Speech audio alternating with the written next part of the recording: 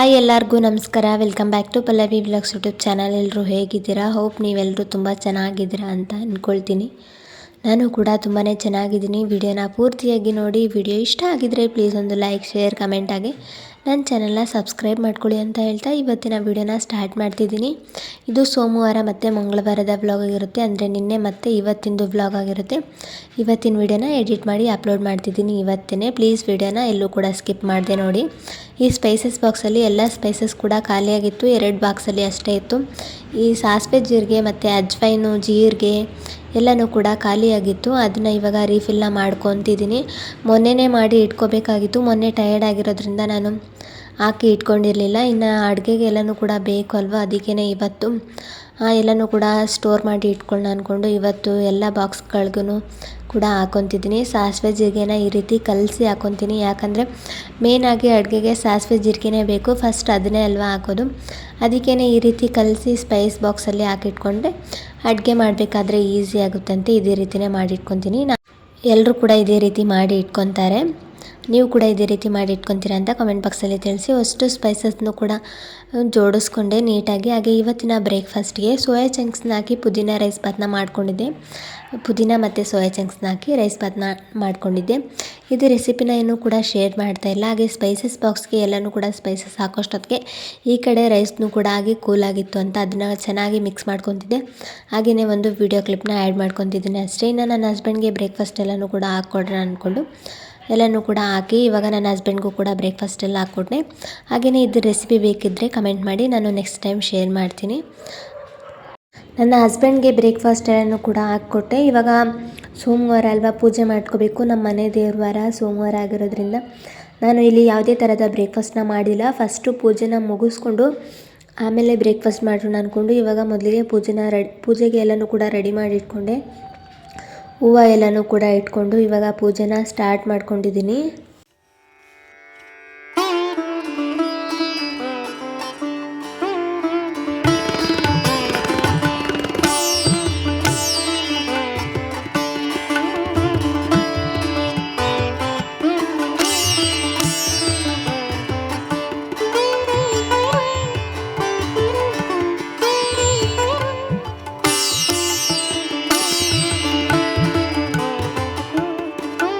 ಪೂಜೆ ಎಲ್ಲನೂ ಕೂಡ ಮುಗಿಸ್ಕೊಂಡು ನಾನು ಸೋಮವಾರ ಯಾವುದೇ ರೀತಿಯ ವ್ಲಾಗ್ನ ಕಂಟಿನ್ಯೂ ಮಾಡಲಿಲ್ಲ.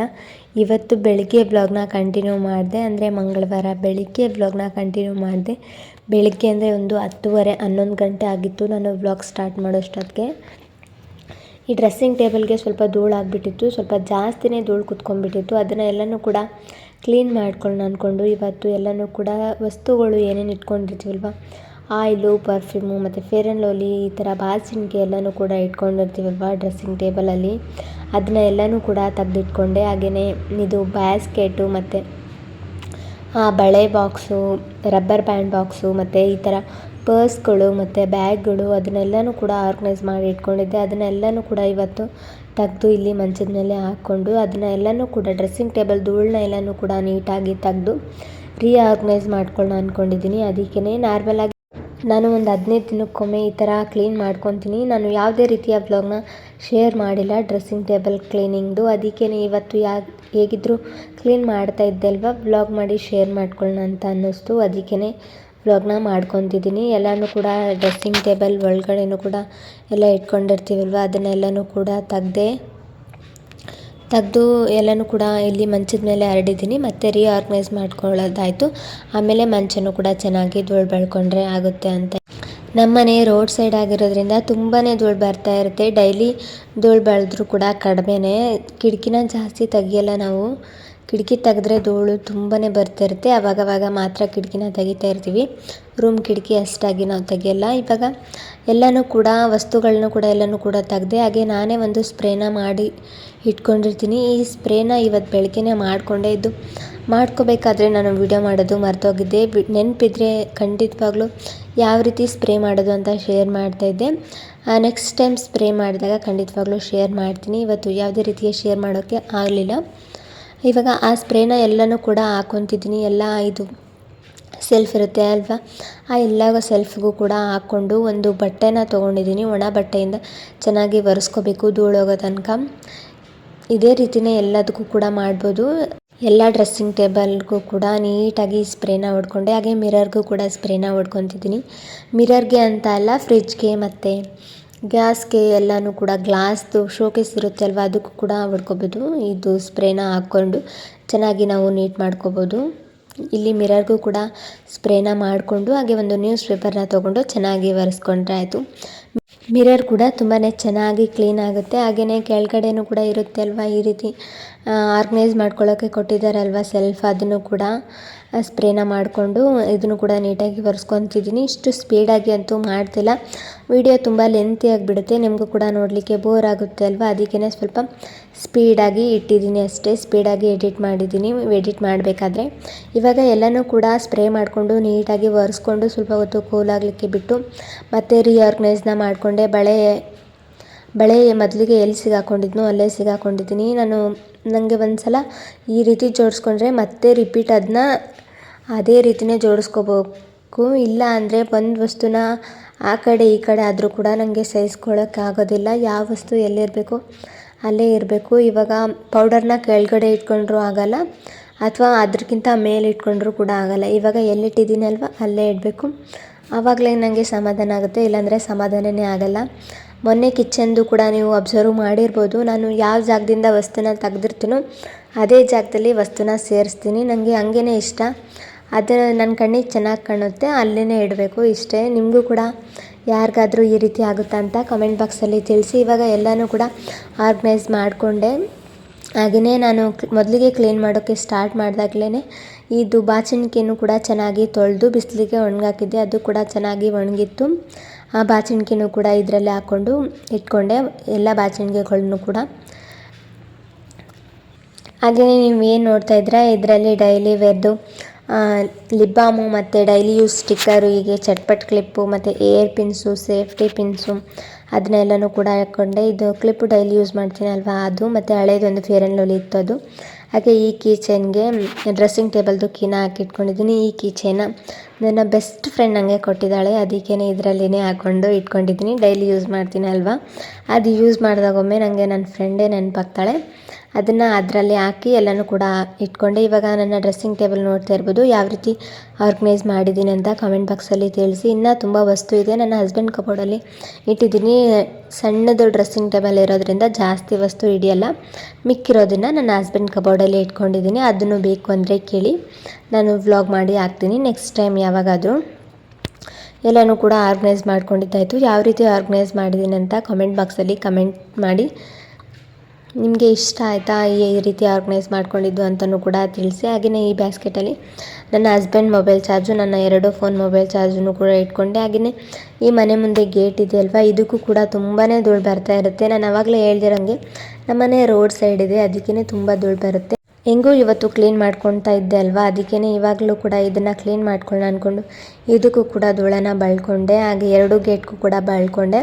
ಹಾಗೆ ಈ ಬಾಗಿಲು ಇದೆ ಅಲ್ವಾ, ಮೇನ್ ಡೋರು, ಅದನ್ನು ಕೂಡ ಚೆನ್ನಾಗಿ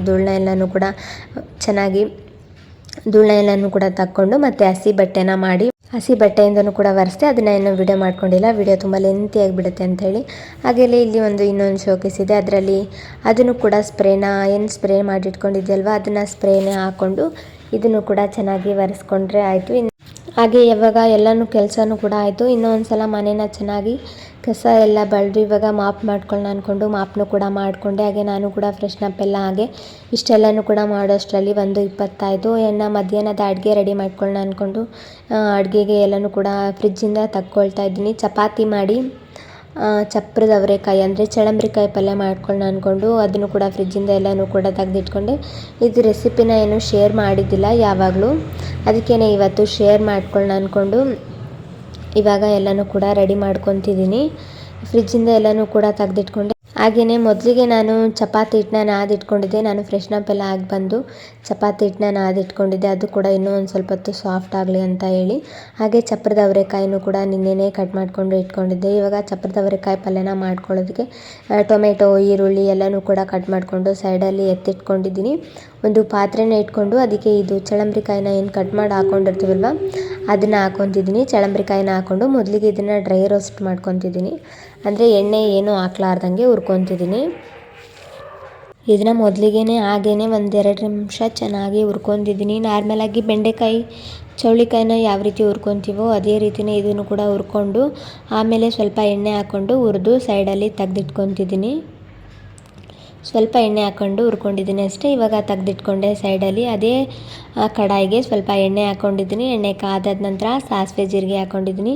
ಸಾಸಿವೆ ಜೀರಿಗೆ ಸ್ವಲ್ಪ ಸಿಡಿದ ಮೇಲೆ ಒಂದು 5ರಿಂದ 6 ಬೆಳ್ಳುಳ್ಳಿ ಎಸ್ಲು ಹಾಕ್ಕೊಂಡಿದ್ದೀನಿ. ಅದನ್ನು ಕೂಡ ಬೆಳ್ಳುಳ್ಳಿನ ಚೆನ್ನಾಗಿ ಇವಾಗ ಫ್ರೈ ಮಾಡ್ಕೊತಿದ್ದೀನಿ.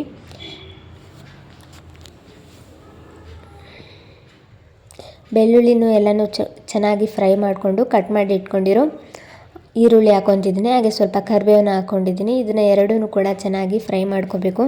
ಈರುಳ್ಳಿ ಸ್ವಲ್ಪ ಚೆನ್ನಾಗಿ ಫ್ರೈ ಆದಮೇಲೆ ಒಂದು ಕಟ್ ಮಾಡಿ ಇಟ್ಕೊಂಡಿರೋ ಟೊಮೆಟೊ ಹಾಕ್ಕೊತಿದ್ದೀನಿ. ಟೊಮೆಟೊ ಸಾಫ್ಟ್ ಆಗಲಿಕ್ಕೆ ರುಚಿಗೆ ತಕ್ಕಷ್ಟು ಉಪ್ಪು ಮತ್ತು ಸ್ವಲ್ಪ ಅರಿಶಿನ ಪುಡಿ ಹಾಗೆಯೇ ಸ್ವಲ್ಪ ಹಸಿ ಖಾರ ಹಾಕ್ಕೊತಿದ್ದೀನಿ. ಹಸಿ ಖಾರ ಇಷ್ಟ ಇಲ್ಲ ಅಂದರೆ ಅದ್ರ ಬದಲು ಖಾರದ ಪುಡಿನೂ ಹಾಕ್ಕೋಬೋದು, ಒಣ ಖಾರದ ಪುಡಿ. ಹಸಿ ಖಾರನ ಹಾಕ್ಕೊಂಡು ಚೆನ್ನಾಗಿ ಇದನ್ನು ಫ್ರೈ ಮಾಡ್ಕೊತಿದ್ದೀನಿ. ಟೊಮೆಟೊ ಸ್ವಲ್ಪ ಸಾಫ್ಟ್ ಆಗಬೇಕು ಅಲ್ವಾ, ಅದಕ್ಕೇ ಟೊಮೆಟೊ ಸಾಫ್ಟ್ ಆಗಲಿಕ್ಕೆ ಬಿಟ್ಟು ಇದಕ್ಕೆ ಶೇಂಗಾ ಪುಡಿ ಬೇಕು. ಆ ಶೇಂಗಾನು ಕೂಡ ಹುರ್ಕೊಳ್ಳೋಣ ಅಂದ್ಕೊಂಡು ರೆಡಿ ಮಾಡಿಕೊಂಡೆ. ಶೇಂಗಾನು ಕೂಡ ಹಂಚಿಗೆ ಹಾಕಿ ಇವಾಗ ಹುರ್ಕೊತಿದ್ದೀನಿ. ಗುರೆಳ್ಳು ಪುಡಿ ಹಾಕಿದರೆ ಅಷ್ಟೊಂದು ಟೇಸ್ಟ್ ಇರೋಲ್ಲ ಈ ಪಲ್ಯ, ಅದಕ್ಕೇ ಶೇಂಗಾ ಪುಡಿ ಹಾಕಿದರೆ ಚೆನ್ನಾಗಿರುತ್ತೆ ಅಂತ ಹೇಳಿ ಶೇಂಗಾನು ಕೂಡ ಹುರ್ಕೊಂಡು ಸೈಡಲ್ಲಿ ಎತ್ತಿಟ್ಕೊಂಡೆ. ಹಾಗೆ ಟೊಮೆಟೊ ಕೂಡ ಸಾಫ್ಟ್ ಆಗಿತ್ತು ಅಷ್ಟೊತ್ತಿಗೆ. ಇವಾಗ ಮೊದಲಿಗೆ ಏನು ಫ್ರೈ ಮಾಡಿ ಇಟ್ಕೊಂಡಿರ್ತೀವಿ ಚಳಂಬ್ರಿಕಾಯಿ, ಅದನ್ನು ಇದಕ್ಕೆ ಹಾಕ್ಕೊತಿದ್ದೀನಿ. ಚಳಂಬ್ರಿನ ಇದಕ್ಕೆ ಹಾಕ್ಕೊಂಡು ಚೆನ್ನಾಗಿ ಇದನ್ನು ಮಿಕ್ಸ್ ಮಾಡ್ಕೋಬೇಕು. ಒಂದು ಸಲ ಚೆನ್ನಾಗಿ ಮಿಕ್ಸ್ ಮಾಡಿಕೊಂಡು ಸ್ವಲ್ಪ ನೀರನ್ನ ಹಾಕ್ಕೊಂಡು ಇನ್ನೊಂದು ಸಲ ಚೆನ್ನಾಗಿ ಇದನ್ನು ಮಿಕ್ಸ್ ಮಾಡಿಕೊಂಡು ಒಂದು ಲಿಡ್ಡನ್ನು ಕ್ಲೋಸ್ ಮಾಡಿ ಒಂದು 5ರಿಂದ 6 ನಿಮಿಷ ಅಂದರೆ ನೀರೆಲ್ಲನೂ ಕೂಡ ಬಸ್ಕೋಬೇಕು. ಅದು ಇವಾಗ ನೀರೆಲ್ಲನೂ ಕೂಡ ಚೆನ್ನಾಗಿ ಹೋಗಿದೆ. ಒಂದು 5ರಿಂದ 6 ನಿಮಿಷ ಕುದಿಲಿಕ್ಕೆ ಬಿಟ್ಕೊಂಡಿದ್ದೆ, ನೋಡ್ತಾ ಇರ್ಬೋದು. ಹಾಗೆ ಕಾಳು ಕೂಡ ಚೆನ್ನಾಗಿ ಬೆಂದಿರುತ್ತೆ, ಇದರಲ್ಲಿ ಕಾಳು ಇರುತ್ತೆ ಅಲ್ವಾ, ಅದು ಕೂಡ ಚೆನ್ನಾಗಿ ಬೆಂದಿರುತ್ತೆ. ಇವಾಗ ಇದನ್ನು ಇನ್ನೊಂದು ಸಲ ಚೆನ್ನಾಗಿ ಮಿಕ್ಸ್ ಮಾಡಿಕೊಂಡು ಮೊದಲಿಗೆ ಶೇಂಗಾ ಹುರಿದು ಪುಡಿ ಮಾಡಿ ಇಟ್ಕೊಂಡಿದ್ದೆ ಆ ಶೇಂಗಾ ಪುಡಿ ಮತ್ತು ಸ್ವಲ್ಪ ಕೊತ್ತಂಬರಿ ಸೊಪ್ಪನ್ನ ಹಾಕ್ಕೊಂಡು ಚೆನ್ನಾಗಿ ಮಿಕ್ಸ್ ಮಾಡಿಕೊಂಡ್ರೆ ಚಳಂಬ್ರಿಕಾಯಿ ಪಲ್ಯ ರೆಡಿಯಾಗಿರುತ್ತೆ. ತುಂಬಾ ಚೆನ್ನಾಗಿರುತ್ತೆ. ಮತ್ತು ಇದನ್ನು ಕುದಿಸಿ ಕೂಡ ಮಾಡ್ತಾರೆ. ಕುದಿಸಿ ಮಾಡೋದು ಯಾವ ಥರ ಅಂತ ಆಲ್ರೆಡಿ ವಿಡಿಯೋ ಅಪ್ಲೋಡ್ ಮಾಡಿದ್ದೀನಿ, ಒಂದು ಸಲ ಚೆಕ್ ಮಾಡಿ. ಇದು ಹುರಿದು ಮಾಡುವಂಥ ಚಳಂಬ್ರಿಕಾಯಿ ಪಲ್ಯ.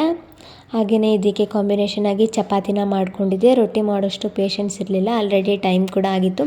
ಇನ್ನು ಇವತ್ತಿನ ಲಂಚ್ಗೆ ಚಳಂಬ್ರಿಕಾಯಿ ಪಲ್ಯ ಚಪಾತಿ. ವಿಡಿಯೋ ಇಷ್ಟ ಆಗಿದರೆ ಸಬ್ಸ್ಕ್ರೈಬ್ ಮಾಡ್ಕೊಳ್ಳಿ. Thank you.